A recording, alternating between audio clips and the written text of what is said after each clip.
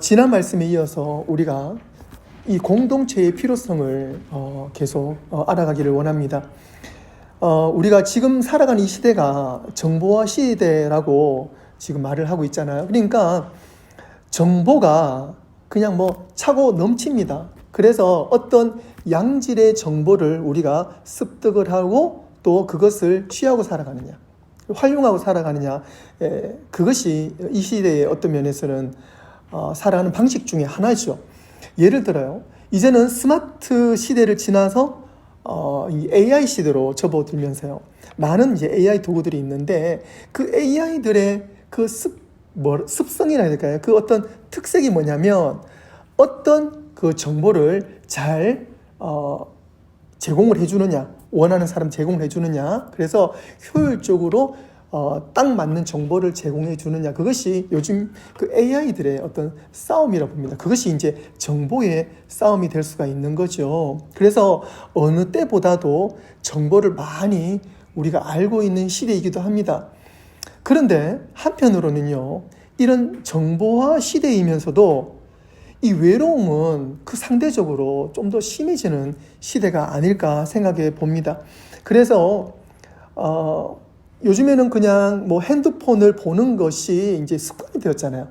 이제는 책을 보는 것보다 한 손에 핸드폰을 보는 것이 훨씬 많습니다. 물론 핸드폰 속에서 뭐 책을 볼 수도 있고 여러 가지 정보들이 많이 있잖아요. 그러니까 핸드폰을 통해서 여러 가지 정보를 얻는데, 그러다 보니까 서로 대화가 많이 줄어드는 거죠. 우스갯소리로 이 한 가정에서도 이 대화를 이 셀폰으로, 핸드폰으로 한다 그래요.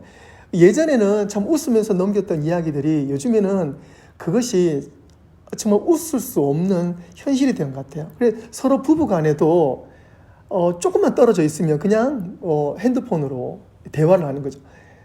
뭐 어떤 프로에서는요, 부부가 찬 침대에서 등을 맞대고 반대쪽에서 서로 핸드폰으로 서로 대화를 한다고 그런 재밌는 표현을 들기도 하는데요.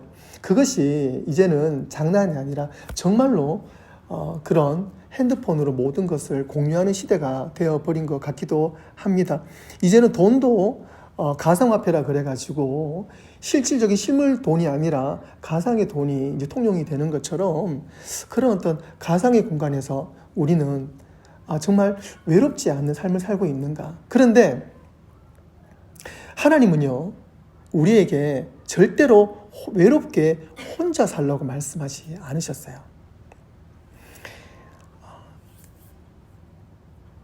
얼마 전에 한 번은요, 어떤 모임회를 갔는데 그 모임에서 자기를 소개를 하잖아요.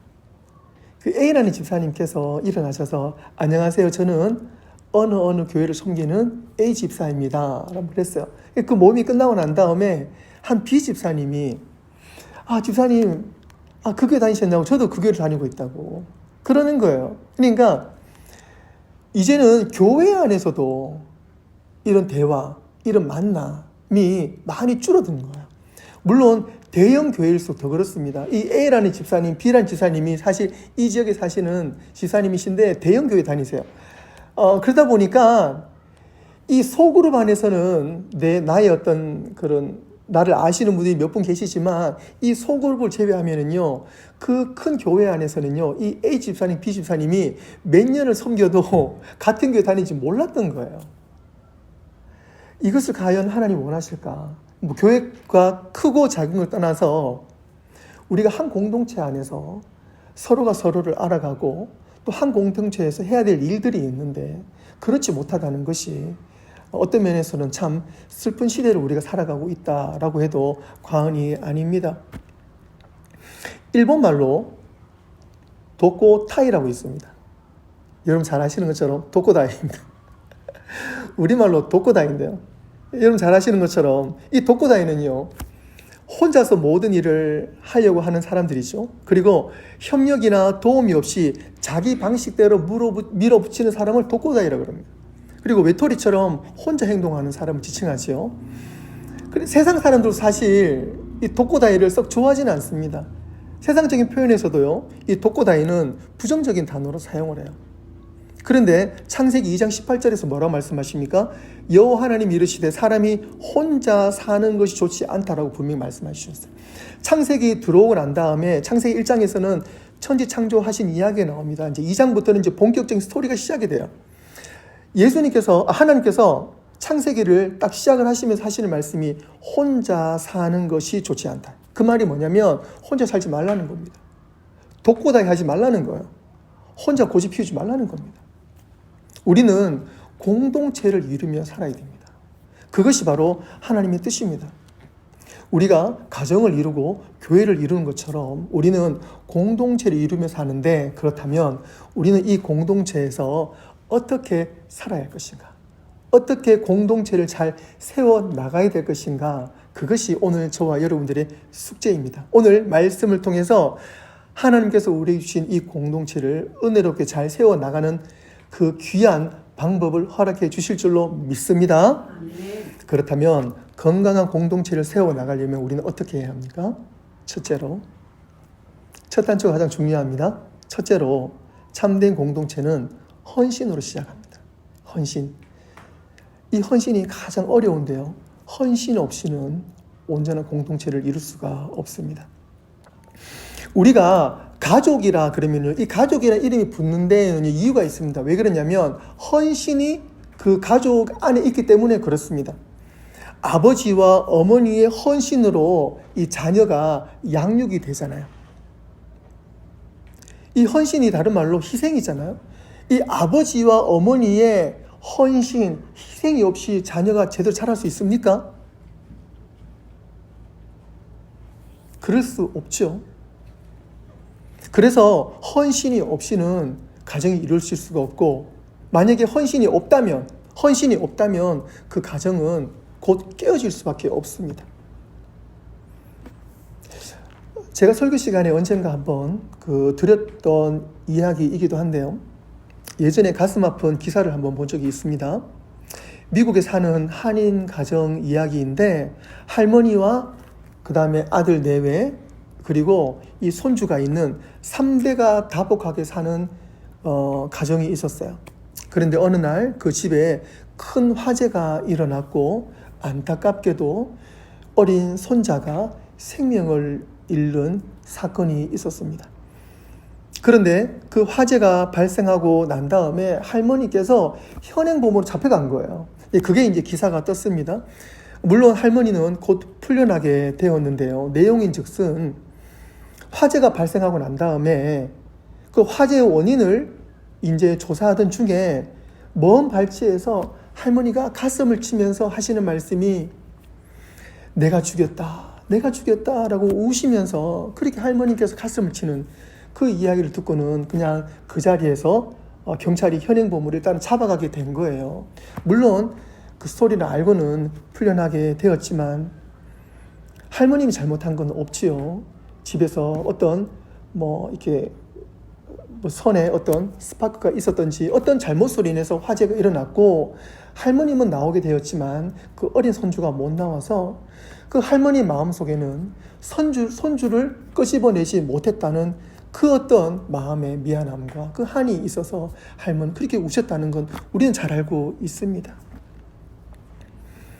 이 헌신이라는 것을 이 할머님의 그 어떤 마음에서 끄집어내 볼 수 있을 것 같아요. 우리가 헌신을 한다 그랬을 때에 어떤 그런 마음이 있어야 될 것 같아요. 나 혼자만 살아가는 것이 아니라 상대를 위해서 내가 살아가는 그 아픔을 가지고 있는 것, 그 마음을 가지고 있는 것이 바로 헌신의 마음인 것입니다. 이 헌신은 사실 한문에서 따온 이야기이지만 성경에서 자주 인용되는 말이기도 해요. 헌신이 뭐냐면 그러니까 우리가 헌물, 그 다음에 헌금, 이 헌이라는 것은 드린다라는 의미가 있잖아요. 그리고 몸을 드린다. 그러니까 헌신이라는 것은 몸을 드린다는 말이 있습니다. 그러니까 몸까지 준다. 이게 어떤 의미가 있습니까? 그런데 그것을 우리는 예수님을 통해서 봤잖아요. 이 헌신이라는 말을 생각을 할 때에 문득 우리 집 뒷마당에 키우는 이 채소들이 생각이 나더라고요. 저희 집 뒷마당에도 작은 공간이지만 그 깻잎이랑 그다음에 그 고추랑 그다음에 이 부추를 좀 심어놨어요. 근데 그 중에 가장 잘 자라는 것이 깻잎입니다. 이 깻잎은 여러분들 아시겠지만 우리가 이파리를 뜯어서 잘 먹잖아요. 그런데 어릴 적 제가 그 외갓집에 가게 되면은요, 그 가을 볕에 마당에 널려 있던 그 깻잎 줄기들을 제가 보았던 기억이 납니다. 여러분 아시는 것처럼 깻잎은요, 파란색일 때는 깻잎을 따먹고, 그리고 이제 여름이 지날 무렵이 되면 그것이 이제 씨가 생기고요. 그래서 그 씨가 다 생기고 난 다음에는 색깔이 이제 갈색으로 변하지 않습니까? 그러면 그것을 조심스럽게 뿌리채 뽑아가지고 잘 말립니다.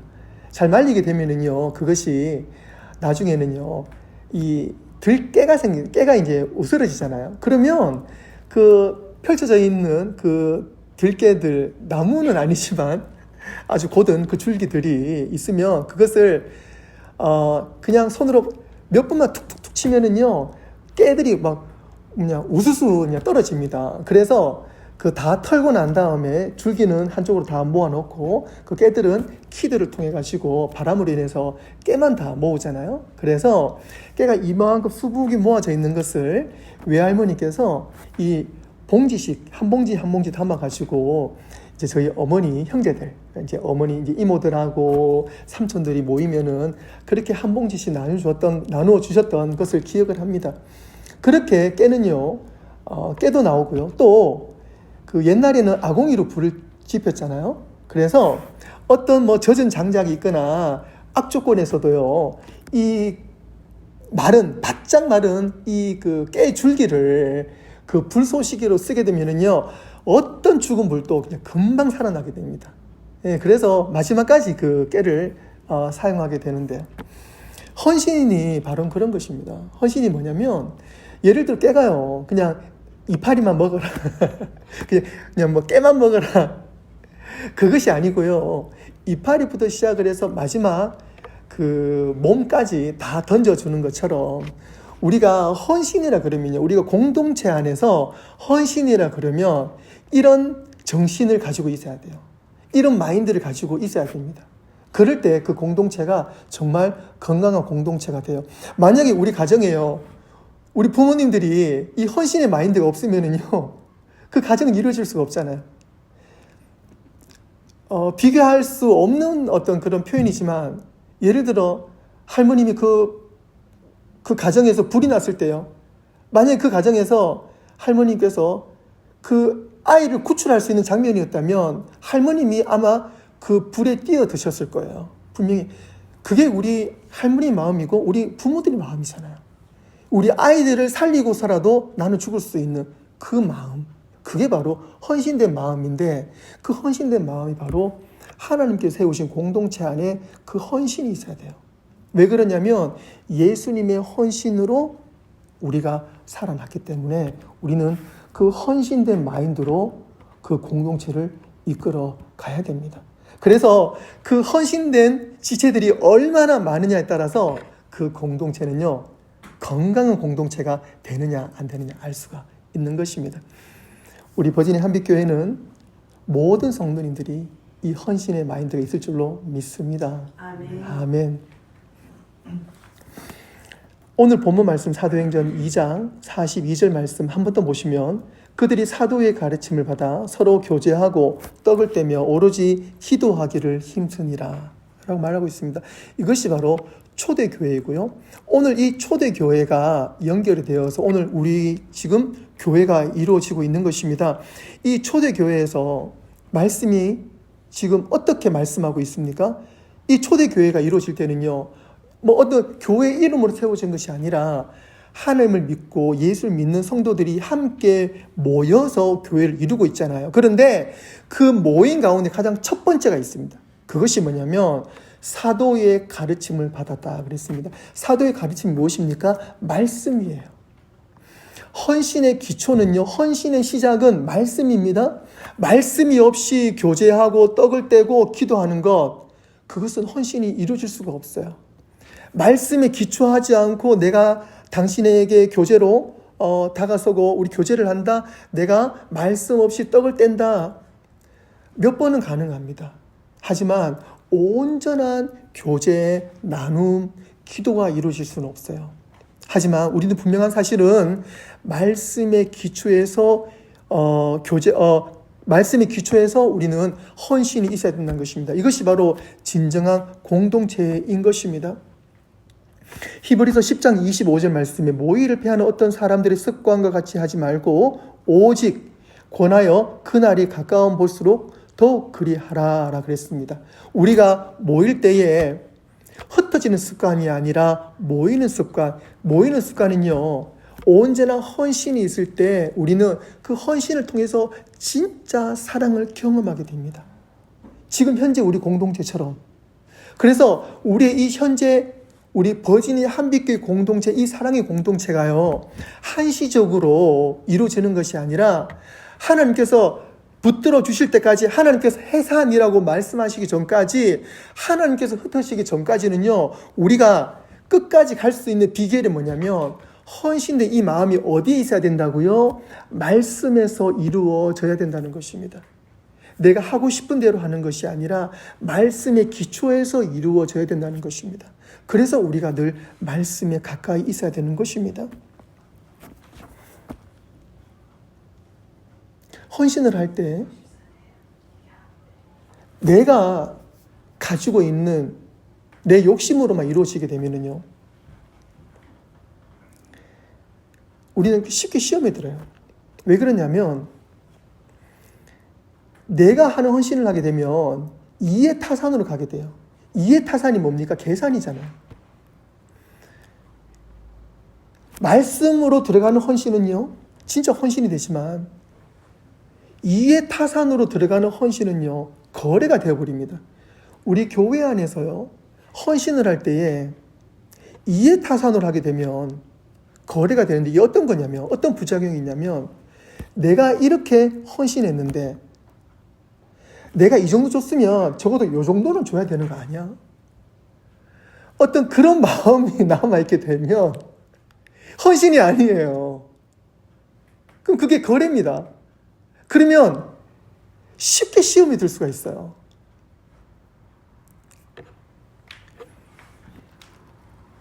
헌신을 여러분들 이해를 돕기 위해서 제가 기도하면서, 하나님, 헌신이 참 어렵더라고요. 헌신을 좀 쉽게, 하나님 저에게 좀 풀어주십시오. 하나님 그런데 하나를 딱 주시는 거예요. 그게 뭐냐면 소유권입니다. 여러분, 헌신과 소유권 어떤 관계가 있는 것 같으세요?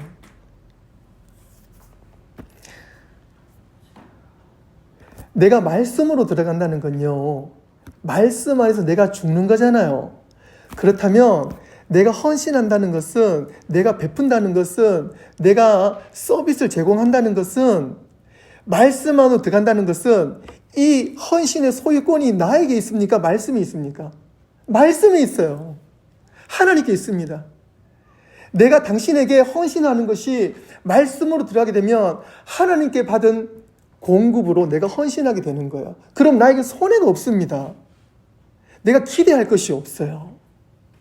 그런데 이 헌신의 소유권, 이 소유권이 나에게 있잖아요. 조금이라도 나에게 있으면 내가 당신에게 헌신하는 것에 대해서 기대를 하게 돼요.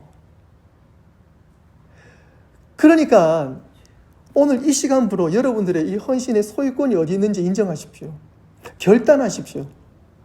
하나님, 이제는 제가 섬기고 사랑하는 공동체, 가족, 이웃들에게 내가 헌신할 때 하나님, 말씀으로 헌신하겠습니다. 결단하십시오. 그럴 때 하나님은요, 내가 생각하는 이상으로 몇 배의 은혜로 그 헌신의 가치를 높여 주실 것입니다. 이제는 내가 가지고 있는 아주 얕은 그 헌신의 두께로 헌신하지 않기를 바라요. 그거는 헌신의 격이 다릅니다. 이제는 나를 내려놓고 말씀 앞에 나를 포기하고 오직 헌신의 소유권을 하나님께 드리며 하나님의 은혜로 헌신하시는 저와 여러분 되시길 주님의 이름으로 축원합니다.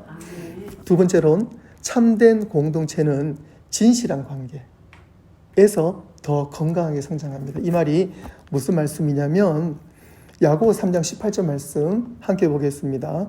함께 읽까요? 시작! 화평하게 하는 자들은 화평으로 심어 의의 열매를 거두느니라. 아멘. 우리 성도들은요, 우리 크리스찬들은 항상 평화롭게 화평하게 그 일들을 이루어져야 됩니다. 문제를 만들면 안 돼요. 어떤 문제든지 봉합할 수 있는 능력이 있어야 돼요. 그렇죠? 그렇죠. 예. 그래서 우리는 어떤 문제가 있어도 내가 가면은 그 문제가 해결이 된다. 가서 내가 뭐 두 사람 멱살 잡고 뭐 잘해라 이것이 아니라 여러분들이 평화의 사도가 되어서 어디 가서든지 그 문제를, 그 공동체를 봉합할 수 있는 사람이 되어야 됩니다. 하나님은 우리에게 그것을 원하세요. 그래서 화평하게 하는 자들은 화평으로 심어 어떤 열매요? 의의 열매, 하나님 주시는 의의 열매를 거둔다라고 말했습니다. 여러분들은 화평의 사도가 되셔서 의의 열매를 맺으시길 주님의 이름으로 축원합니다.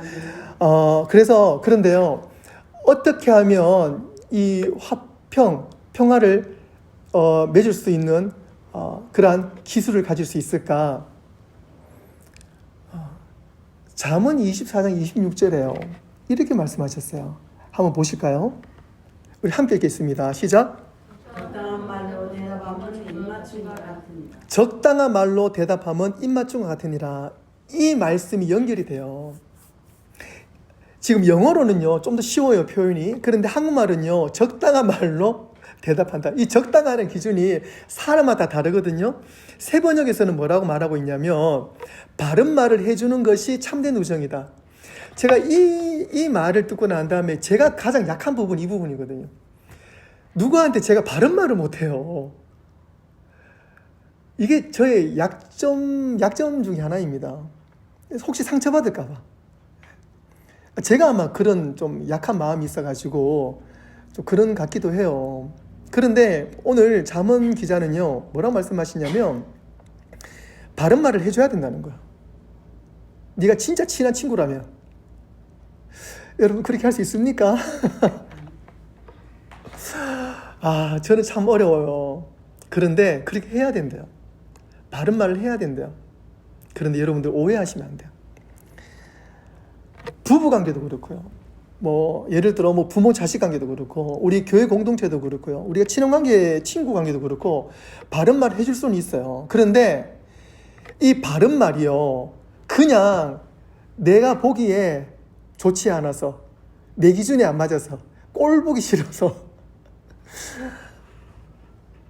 그런 사회적인 이념이라든지 개념이라든지 내 기준에서 바른 말을 한다? 그 바른 말이 아니에요. 오해하지 마세요.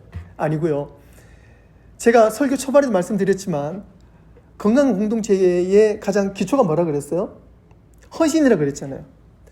헌신에는 뭐가 있어요? 진짜 사랑하는 마음이 거기 안에 있어야 되는 거예요. 즉 내가 바른 말을 한다는 것은, 할 수 있다는 것은 내가 이 사람을 진짜 사랑할 때, 그리고 당사자가 나 또한 정말 사랑할 때, 우리가 이 온전한 헌신의 관계를 알고 이해할 때에 우리는 그 사람에게 바른 말을 해줘야 돼요. 그래서 그 사람 건져내 줘야 됩니다. 바른 말 할 때 때로는 이것이 도끼처럼 다가들 수가 있대요. 찍힐 때가 있습니다. 그런데 우리가 정말 온전한 관계에서 바른 말 할 때는요, 도끼가 아니라 메스가 돼야 돼요. 수술 부위를 정확하게 도려내어서 빼낼 수 있어야 돼요. 그것이 진짜 친구입니다. 진짜 친구가 되어야 돼요. 그래서 그 사람이 필요할 때 진짜 기도해줘야 되고, 진짜 바른 말 해줘야 되고, 엇나가는 것을 잡아줘야 됩니다. 근데 그것이 어디에 기초해서요? 헌신에 기초해서요. 근데 헌신은 어디에 기초합니까? 말씀에 기초해서요. 그래서 내가 말씀에 기초하지 않고 헌신에 기초하지 않은 상황에서 바른 말 하는 것은 위험합니다.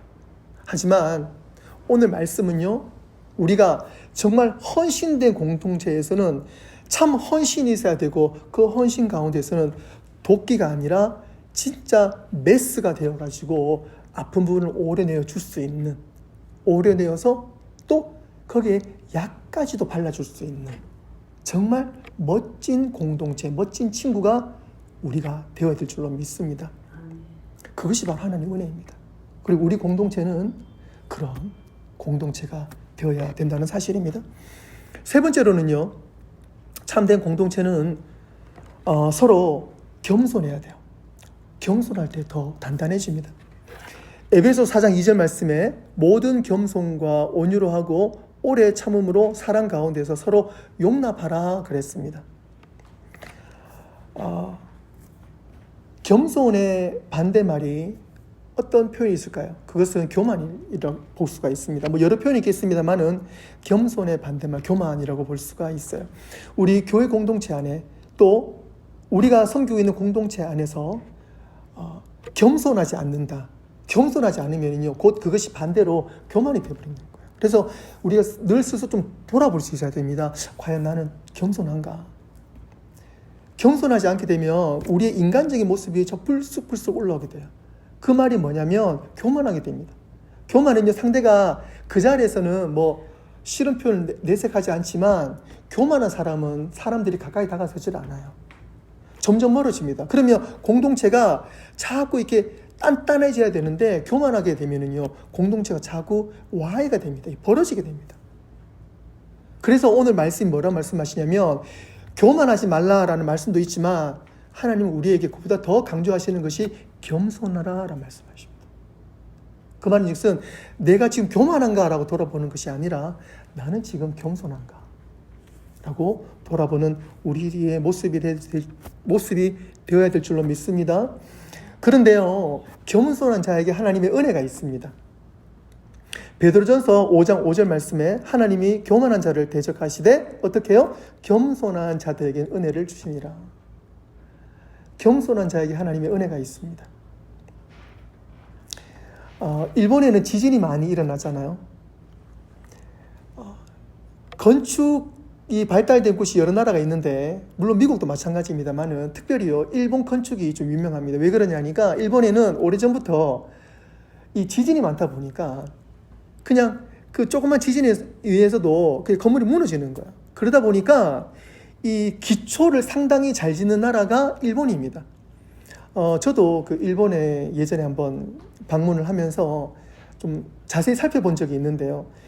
그 일본에는 창문이 그냥 일반적인 이런 창문이 아닙니다. 창문에 다 보면 그 실철사, 그러니까 철사인데 얇은 철사가 있는데 그 철사가요, 창문에 다 이렇게 들어가 있어요.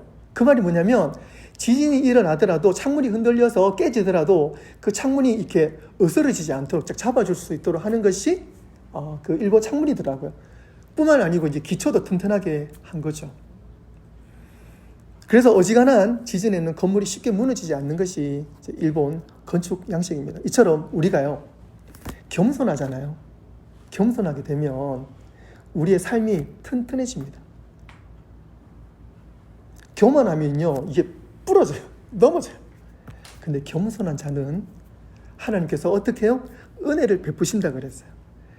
은혜가 충만한 사람은 은행 이 통장이 든든한 것처럼 그냥 그 삶이 하나님의 은혜로 넉넉하기 때문에 그 삶이 든든할 수밖에 없습니다. 그래서 우리 공동체 가운데서는 하나님께서 겸손하라라고 분명히 말씀해 주셨습니다. 베드로전서 2장 3절과 4절 말씀 우리 함께 읽겠습니다. 시작. 아무 일에든지 다툼이나 허영으로 하지 말고 오직 겸손한 마음으로 각각 자기보다 남을 낮게 여기고 각각 자기 일을 돌아볼 뿐더러 각각 다른 사람들의 일을 돌아보아 나의 기쁨을 충만하게 하라. 아멘. 오직 겸손한 마음으로 각각 자기보다 남을 낮게 여기고 당신이 훌륭하십니다 라고 상대를 높여줄 수 있는 그러한 덕이 있는 사람은 겸손한 사람이잖아요. 그런 사람이 하나님의 은혜가 있으면서 그 공동체는 튼튼하다고 오늘 사도 바울은 거듭 우리에게 강조하고 있는 것입니다. 마지막 네 번째로는요, 참된 공동체는 서로 존중합니다. 서로 믿어줍니다. 그럴 때에 안전한 공동체가 됩니다. 공동체는 안전해야 돼요.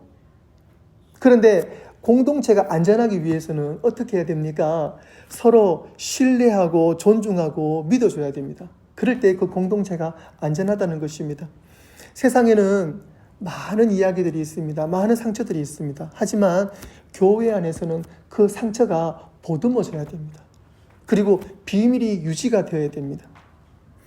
로마서 12장 10절 말씀에 형제를 사랑하여 서로 우애하고 존경하기를 서로 먼저 하라 그랬습니다. 우리가 형제를 사랑할 때 서로를 존중하고 존경하는 것, 그것을 누가요? 내가 먼저 해야 됩니다. 그런데 내가 존경하고 존중하는 것은요, 그 사람의 허물을 볼 때 존경할 수 없는 거거든요. 그것이 아니라 상대를 높여줄 수 있는 것은 그러한 허물을 내가 감싸주는 겁니다. 로마서 15장 1절 말씀에 정말 중요한 말씀이 있는데요. 우리 함께 읽겠습니다. 시작. 로마서 15장 1절 말씀 시작. 우리 강한 자가 마땅히 연약한 자의 약점을 담당하고 자기를 기쁘게 하지 아니할 것이라. 아멘. 우리 안에 누구나 상처가 있습니다. 어려움이 있습니다. 고통이 있습니다. 그런데 우리 안에 약점을 누가요? 내가 그 약점을 담당해야 됩니다. 나의 이 상처를 우리 함께 있는 우리 집사님들이, 우리 성도님들이 감싸 주셔야 됩니다. 우리 가족의 허물을 감싸는 것처럼 건강한 공동체는요, 약점을 잘 보듬어주고 그 약점을 감싸주는 공동체가 정말 건강한 공동체입니다. 그리고 그 공동체는 안전한 공동체입니다.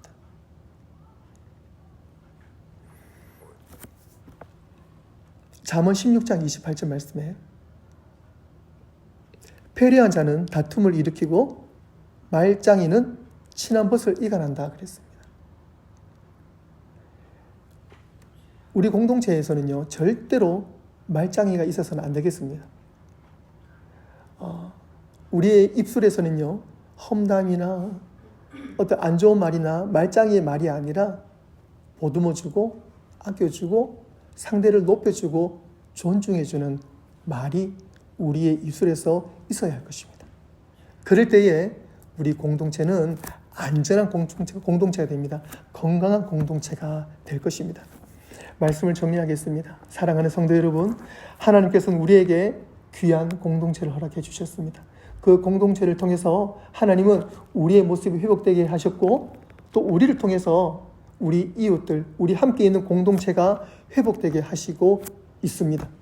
사랑하는 성도 여러분, 우리는 공동체를 세우는 사람이 되어야 될 것입니다. 그래서 우리의 공동체를 아껴주고 보듬어주고 감싸주고 그리고 믿어주고 그리고 내가 먼저 겸손함으로 그 사람에게 다가서고 그리고 무엇보다도 내가 공동체를 위해서 더욱더 그 사람에게 낮아진 자세로 다가서며 무엇보다도 헌신하는 믿음으로 그 사람에게 다가설 때에 우리 공동체가 건강한 공동체가 될 줄로 믿습니다. 사랑하는 성도 여러분, 오늘도 우리에게 주신 이 귀한 공동체 가운데에 하나님의 뜻이 나타나기를 소원합니다. 아멘. 그러기 위해서는 우리가 내가 먼저 헌신하고 낮은 자세로 말씀 안에서 헌신하시는 저 여러분 되시기를 주님의 이름으로 축원합니다.